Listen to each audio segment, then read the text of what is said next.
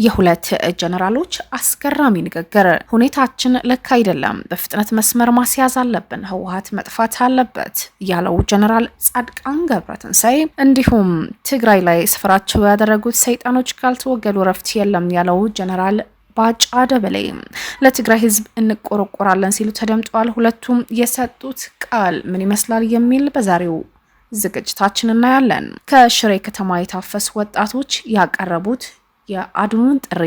በሌላ ዜና የትግራይ እናቶች ልጆቻቸው ታፍሰው ሲወሰዱ በሐዘን መንገድ ላይ ሲጮህ የሚታይ ምስል የብዙዎች ሰዎችን ልብ ነክቷል። የፋኖ ታጣቂዎች እድሜያቸው ለውትድርና ያልደረሱ ወጣቶች እያሰለፉ ነው ሲል መከላከያ ክስ አቅርበዋል። በአረብ ሀገራት ከተቀጠሩ የቤት ሰራተኞች ዝቅተኛ ደሞዝ የሚያገኙት ኢትዮጵያውያን መሆናቸው አንድ ጥናት አመላክቷል። ህገወጥ ስደተኞችን በ10 ቀናት ውስጥ እንዲወጡ ትዕዛዝ ተሰጥቷል።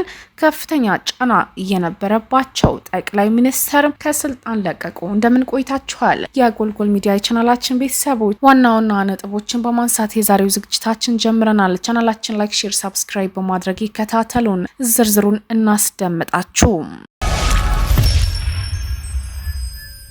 ሁኔታችን ልክ አይደለም፣ በፍጥነት መስመር ማስያዝ አለብን፣ ህወሓት መጥፋት አለበት ያለው ጀነራል ጻድቃን ገብረትንሳኤ ወደ ችግር እየገባን ነው፣ በፍጥነት እርማት እናደርግበት፣ ያለንበት ሁኔታ ወደ መጥፎ መንገድ የሚያስኬደን ነው፣ ጉዟችን ማስተካከል ይኖርብናል የሚል ፖለቲካዊ ይዘት ያለው ጽሁፍ ካወጣ በኋላ የተለያዩ ወቀሳና ትችት እንዳገኘ የሚናገረው ጀነራል ጻድቃን ገብረትንሳኤ ለትግራይ የሚጠቅም ሀሳቦች ከማጋራት ወደ ኋላ አላልኩም፣ ያለንን ችግር በንግግር ብቻ እንዲፈታ የሚያስችሉ ሁኔታዎች እየፈጠርኩ ነው ሲል ተደምጧል። ከህወሓት አመራሮች ሰፊ የሆነ ትችት የሚቀርብበት ጀነራል ጻድቃን ገብረትንሳኤ ህወሓትን በመቃወም የተለያዩ እንቅስቃሴዎች እያደረገ ሲሆን በተለይ ደግሞ አሁን ስምረት በተባለው በጌታቸው ረዳ የሚመራው ስምረት እየተባለ የሚጠራው አዲስ ፓርቲን በመቀላቀል የተለያዩ እንቅስቃሴዎች እያደረገ የሚገኝ ነው።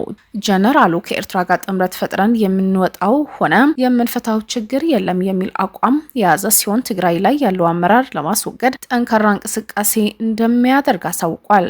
ብዙ ጠላቶች እንዳሉት በአይነ ቁራኛ የሚከታተሉትም እንዳሉ የገለጸው ጀነራሉ ከዚህ በፊት የምናደርጋቸው እንቅስቃሴ የደህንነት ኃላፊ የነበረው ጌታቸው አሰፋ ጀነራል ጻድቃን ገብረትንሳኤን ከማስወገድ ባገኘው አጋጣሚ እንደሚሞክርም አስታውቋል። የተለያዩ ሰዎች የተከፈለ መሆኑን ያሳወቀው ጀነራሉ አንዱ ስምረት ብሎ ራሱን ያቋቋመ የጌታቸው ረዳ ኃይል እንዲሁም ጉሽ ግዳይ የሚባል የሚመራው ወለዶ በሚል የተቋቋመው ኃይል እንዲሁም ዶክተር ደብረጽዮን ገብረ ሚካኤል የሚመራው ሌላ ኃይል አለ ሲልም ተደምጧል። ህወሓት ስንል ስለየትኛው ህወሓት ነው እያወራን ያለ ነው የሚለው ነገር ማየት አለብን። አንዱ ህወሓት ብቻ አይደለም ያለው፣ የተከፋፈለ አመራር አገሪቷን እየከፋፈላት ይገኛል ሲልም ሰፊ የሆነ በአመራሩ ላይ ትችትም አቅርበዋል።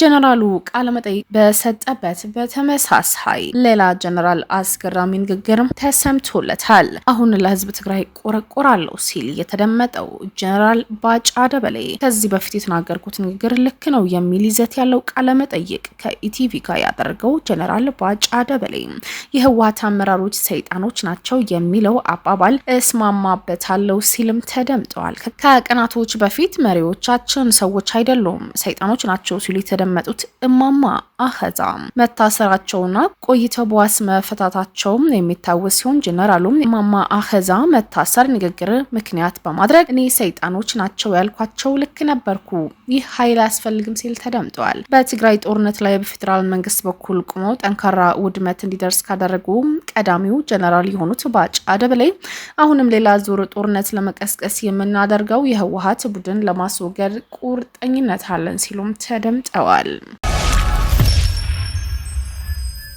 ከሽሬ ከተማ የታፈሱ ወጣቶች የአድኑን ጥሪ አቀረቡ። ልጆቻቸው ታፍሰው የተወሰደባቸው እናቶች ሲጮሁም ተደምጠዋል። በትግራይ እየተካሄደ ያለው የግዳጅ ወታደራዊ ምልመላ ተከትሎም የፈጠረው ስጋት ምክንያት በርካታ ወጣቶች ከክልሉ እየወጡ ወደ ቀሪው የኢትዮጵያ ክፍል እየሸሹ መሆናቸው ይታወቃል። ሳይፈልጉ ወደ ወታደራዊ ካምፖች እንዲገቡ እየተደረጉ ያሉት እነዚህ ወጣቶች ስጋታቸው የገለጹ ሲሆን ሰሞኑን ከሽሬ ከተማ ታፍሰው ወደ በለስ የታጎሩት ወጣቶች አድኑን ጥሪ ሲያሰሙ ተደምጠዋል። ተናግረዋል። በአሁኑ ወቅት እየተካሄደ ባለው አፈሳ የህወሓት ኃይሎች መንገዶች በመዝጋት ወጣቶች መውጫ ሳጥተው በመያዝ ወደ አንድ ቦታ አሰባስበው ወደ ማሰልጠኛ ካምፕ እንደሚወስዷቸው ምስክሮችም ይናገራሉ። ከዚህ ጋር በተያያዘ የትግራይ እናቶች ልጆቻቸው ታፍሰው ሲወሰዱና በሀዘን መንገድ ላይ ሲጮሁ የሚታየው ምስል የብዙዎች ልብም ነክቷል።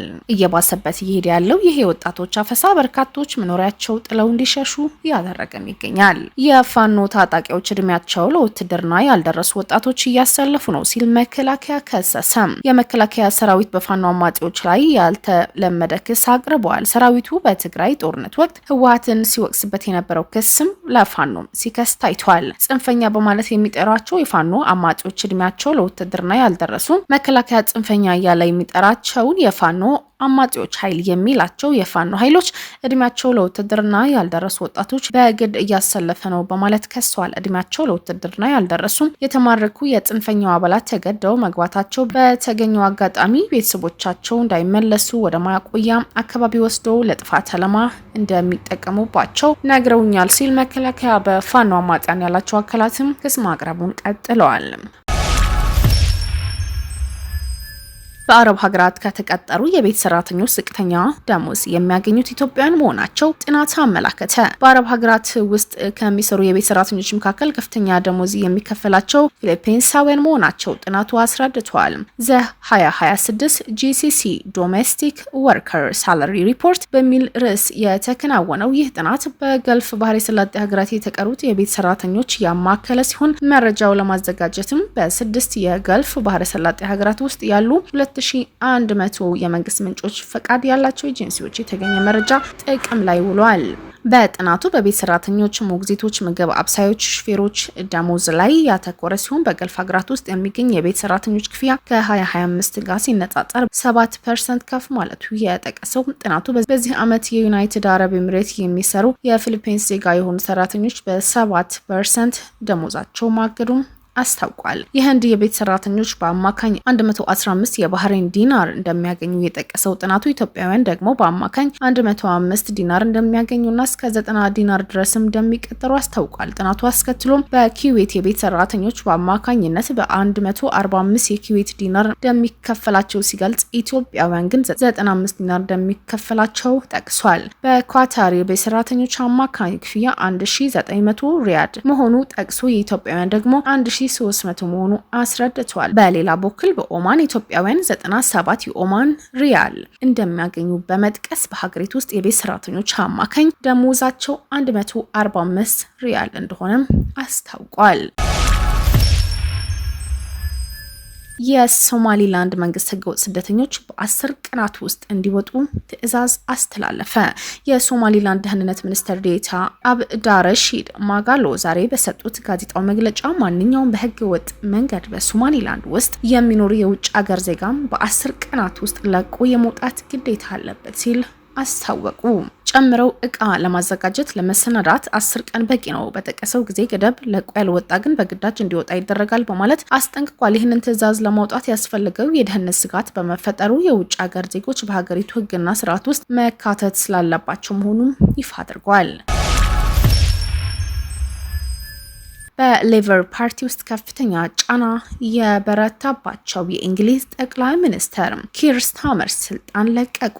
የእንግሊዝ ጠቅላይ ሚኒስትርና የሌቨር ፓርቲ መሪ ኪር ስታመር ፓርቲያቸው ውስጥ እየበረታ የመጣው ከፍተኛ ጫና ተከትሎ ስልጣን መልቀቃቸው ታውቋል። በለንደን ዳዊንግ ስትሪት በሚገኘው መኖሪያ ቤታቸው ግቢ ውስጥ መግለጫ የሰጡት ጠቅላይ ሚኒስትር ኪር ስታመር በስልጣን ዘመናቸው ያስተላለፏቸው እያንዳንዱ ውሳኔዎች በሙሉ የመወዳት ሀገሬን ሁልጊዜ አስቀድሜ ለመጥቀም በማሰብ የተከወኑ ናቸው ብለዋል። ይህ መግለጫም በሚሰጡበት ወቅት በስሜት ተውጠው የታዩት ጠቅላይ ሚኒስትሩ ድንቅ ባለቤቴ ፊክ ሲሉ ለገለጿት የህይወት አጋራቸው የላቀ ምስጋናቸው ያቀረቡ ሲሆን እሷ ሁልጊዜ ጽኑ መሰረቴ ናት ሲሉ ተናግረዋል። አክለው ወደፊትም ለቆንጆዎቹ ልጆቼ የምችለውን ያህል ምርጥ አባት መሆን ፈልጋለሁ ሲሉ በቀጣይ ስለሚከናወኑ ሂደቶች ማብራሪያ የሰጡት ስታመር የሌቨር ፓርቲ አዲስ መሪ እስኪመረጥ ድረስ በስልጣን ላይ እንደሚቆዩ አስታውቋል። አዲሱ መሪ የሚመረጥበት ሂደትም የእንግሊዝ ፓርላማ በመስከረም ወር ከመመለሱ በፊት እንዲጠናቀቅ የፓርቲው የበላይ ስራ አስፈጻሚ አካል በይፋ መጠየቃቸውን ገልጿል። የቻናላችን ቤተሰቦች ለዛሬው ያዝናቸው ወቅታዊ መረጃዎች፣ ትንታኔዎችን ይህንን ይመስሉ ነበር። ተመልሰን አዳዲስ መረጃዎች ይዘን ብቅ እንላለን። ቻናላችን ላይክ፣ ሼር፣ ሰብስክራይብ በማድረግ ይከታተሉን።